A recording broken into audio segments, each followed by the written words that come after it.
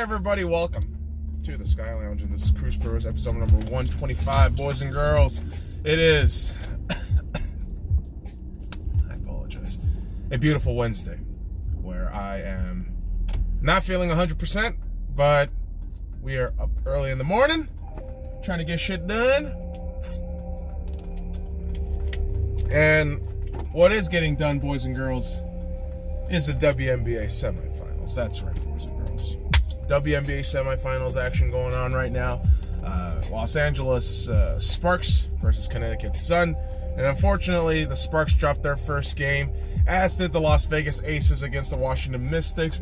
Of course, with the Aces game, there is a lot of controversy. Referee, bad call, tactically just inept in the last dying seconds of the game. But I say this, shake it off. It's still a series. This is a 5-game series, man. It's a best of 5, right? Best of 5. So shake it off. It's only gonna get harder.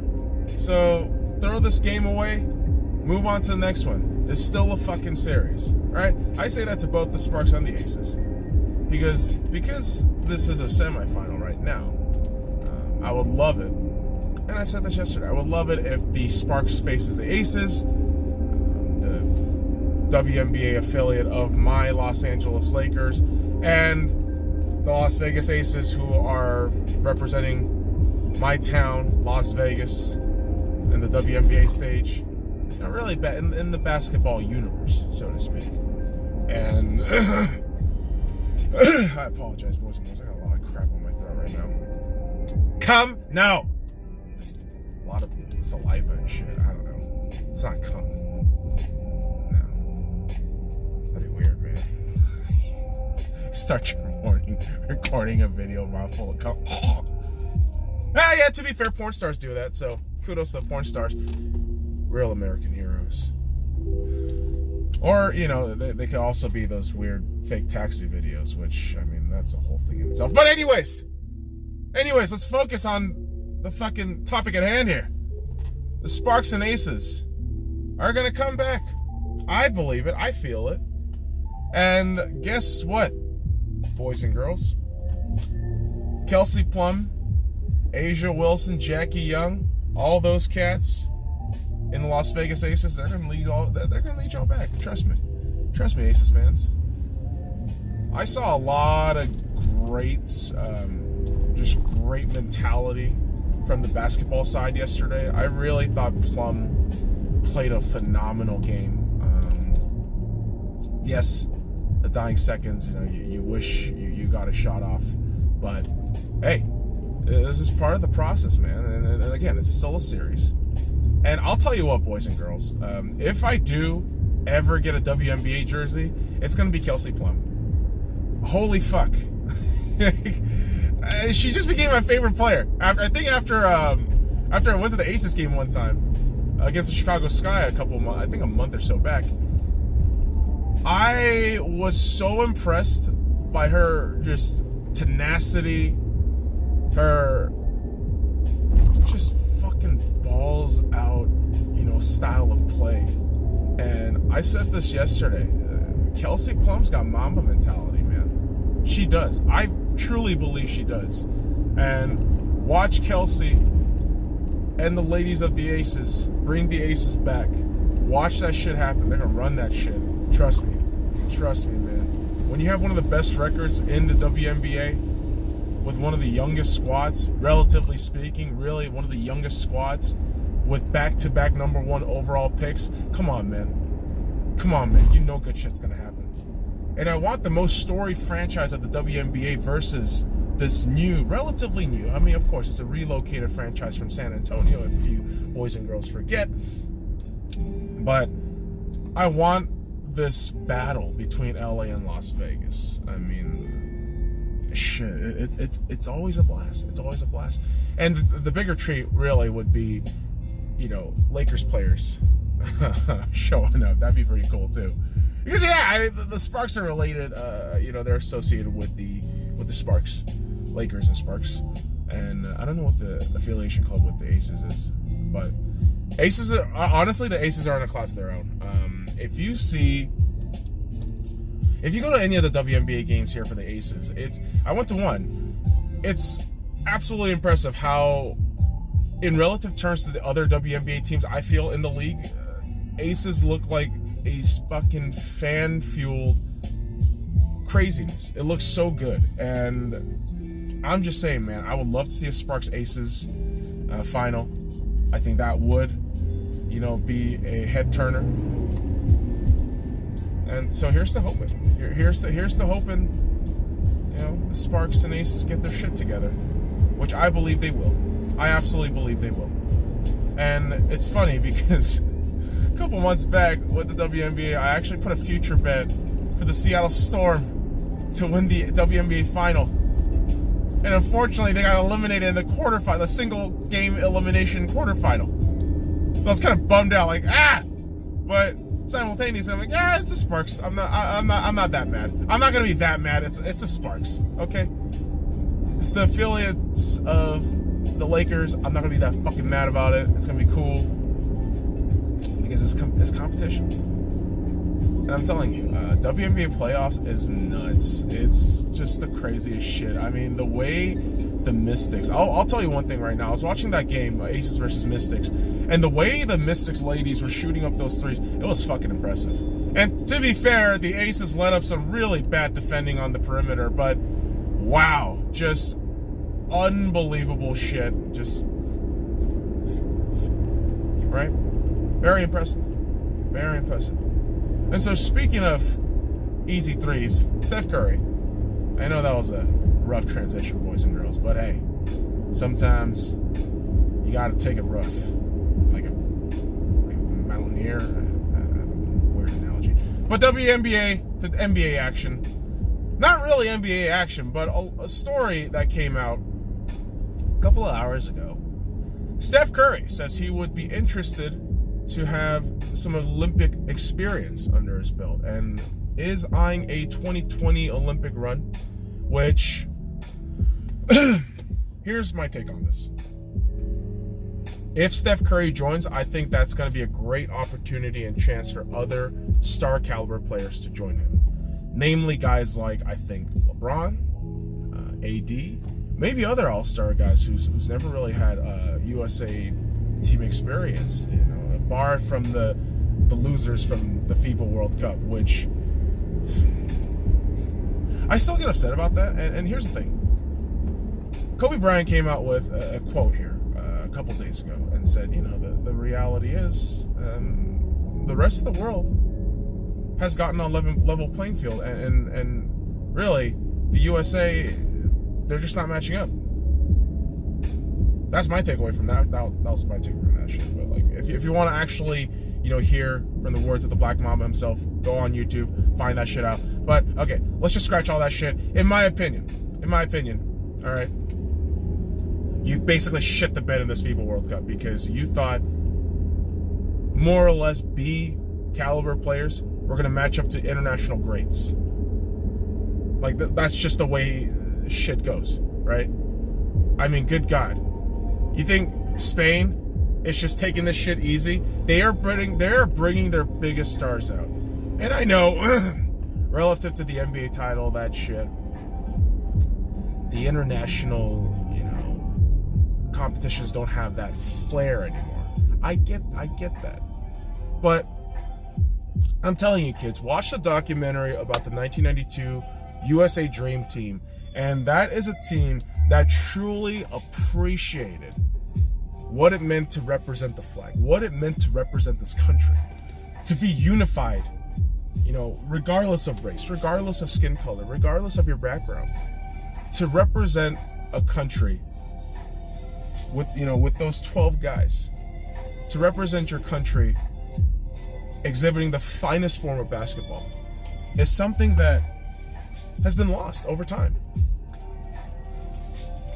And absolutely, that is attributed to the general malaise of the USA men's national basketball team, thinking, all right, we're just going to kind of like phone this in, not really putting any effort into it. except the Redeem team, which, I mean, you had to. The whole Redeem team, you absolutely had to, because 04 was just a fucking blight on the history of the U.S. men's national basketball team. And so, yeah, if Steph Curry joins, I think that's a great opportunity for the USA men's national basketball team to be great again. And yes, the Olympics is something historically where the USA men's national basketball team has been great at. And it's something I feel the USA should take immense pride in. Like, absolutely. Like, we're one of the best nations in terms of the Olympic sport, whether it be, winter or summer. I'm not going to lie, boys and girls. But hey, shit, man. I mean, get your guys to it. Get your guys to rep it out. And bring in some star caliber guys. I really think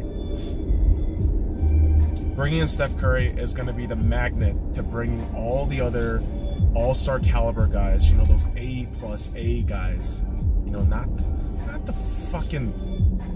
the goddamn Chris Middletons of the world. All right, like, come on. Hey, fair respect to Chris Middleton for doing his job so goddamn well that he gets his payday and all that.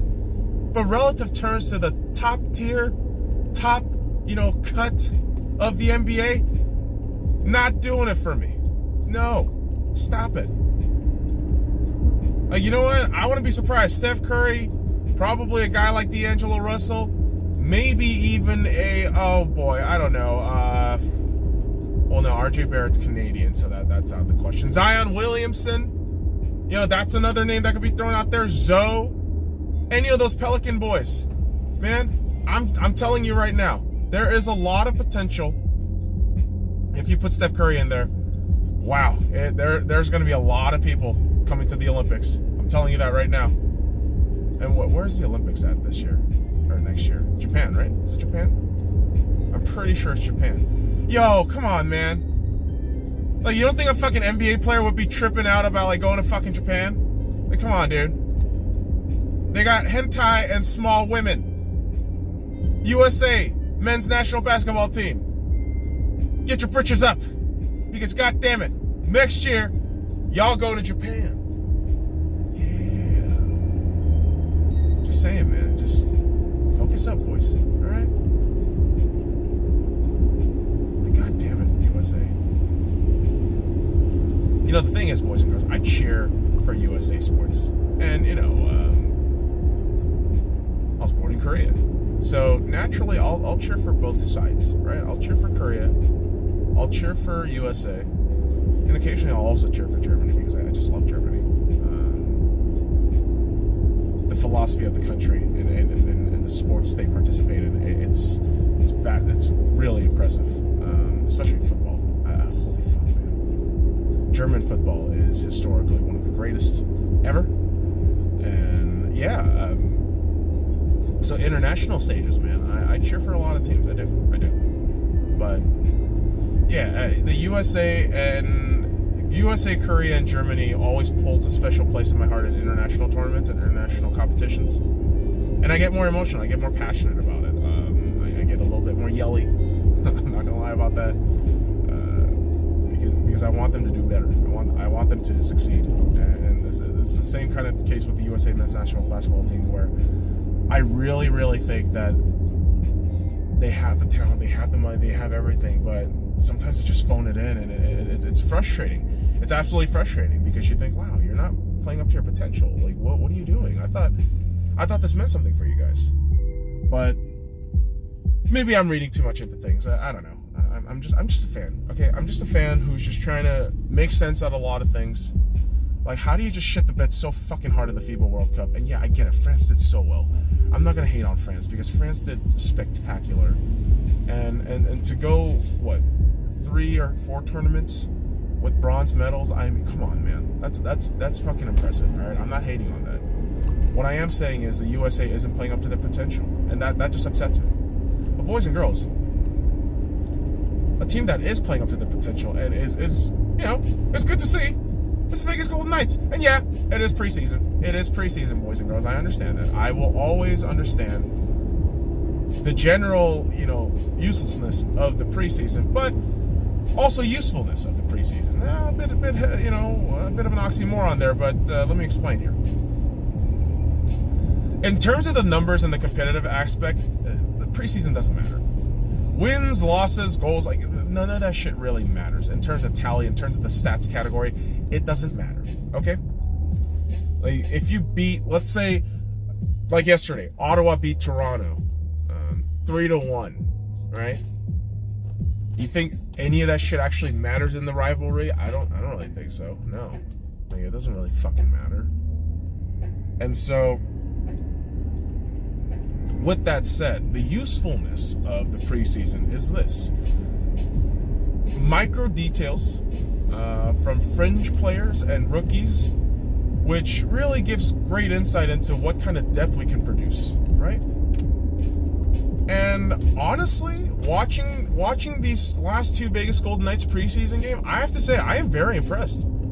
I am very impressed by a certain Russian that was basically a fringe player all of last season, but the line of Zykov, Piri, and Zykov, Piri, and is it Raw? Boys and girls, I forget the line, but Zykov was unbelievable yesterday. Yes, Piri had the 2 goals. Yes, our new boy Roa had a goal in there too.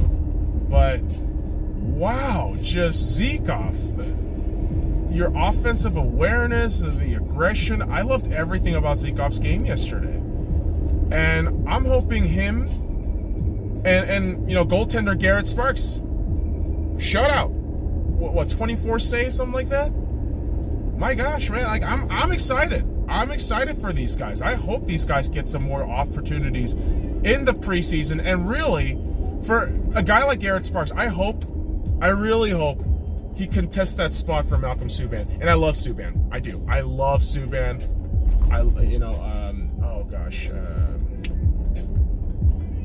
It's not Ferguson, right? Dansk is still with the Chicago Wolves, who I love Dansk too. Listen, any goaltender in our system, any player within the Vegas Golden Knights organization, I'm gonna love them. I'm gonna say I love them. I'm gonna scream about them if they make fucking mistakes and shit, because that's just me being a weirdly passionate fan and shit. But yeah, I love these guys, and I hope for Garrett Sparks, new member of the Vegas Golden Knights, can translate this confidence from this preseason game yesterday and carry that forth, no matter what role he takes. Because listen, even if he gets, demoted down to the AHL, I hope he keeps up this mentality of, hey, you're within the Vegas Golden Knights organization. You're going to be part of this culture of do your job, accountability, and just all around just being a good dude. Just I don't know, just being the good guy. It baffles me when people just try to shit on the Vegas Golden Knights organization, like not just the players on the ice. Which, listen, during ice time, when the games are on and you're bitching about the players and saying like "fuck you," I'm like, okay, cool, man, whatever. Like that's part of the game. Like getting antsy and angry about opposition players in the game. That's part of the game. Well, we should get to this point of like, oh, Vegas doesn't deserve a team. They cheated. Like, what? What the fuck? What? Shut up.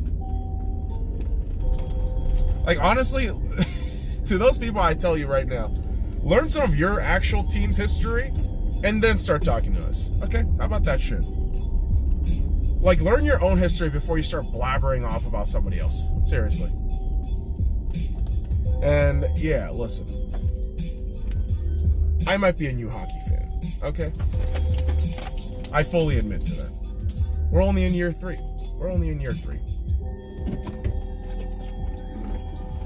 But god damn it, I yell like all you fucking morons out there. I cry, I fucking scream, I cheer when shit happens on the ice for my guys. So, if that tells you I'm not a hockey fan, then I don't know what else to tell you motherfuckers. So, boys and girls, we'll end it there. So follow me at the SC.Y and all the links in the description below. Like, comment, subscribe for more daily content. Now fuck off.